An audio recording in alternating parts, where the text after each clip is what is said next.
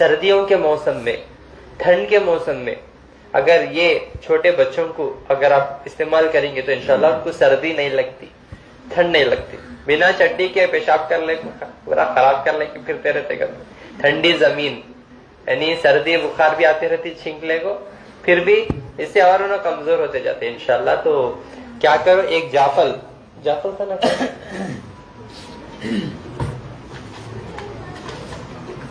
ایک جیفل لے لو، اس کو پورا کوٹ لینا.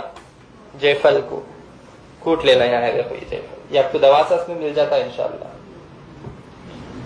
اس کو کوٹ لے کے سرسوں کا تیل 50 گرام، ایک جیفل 50 گرام جو ہے زیتون کا تیل یعنی تو سرسوں کا تیل، کوئی بھی تیل لے سکتے. ہلکی آنچ میں اس کو کیا کرنا، پکا لینا. پکا لینے کے بعد چھان کے ایک باٹلی میں ڈال لے. اس کے بعد وہ تیل سے مساج کرو پیروں کو، پھسلیوں کو اور کانوں کے پیچھے وغیرہ. اس سے کیا ہوتی، سردی نہیں لگتی انشاءاللہ. بچوں کو بھی کر سکتے، بڑے بھی اگر بار بار ان کو سردی ہو رہی تو وہ بھی استعمال کر سکتے انشاءاللہ. شفا ہے اس میں. ٹھیک ہے، جیفل اور رایان کا یعنی سرسوں کا یعنی تو زیتون کا تیل انشاءاللہ. تو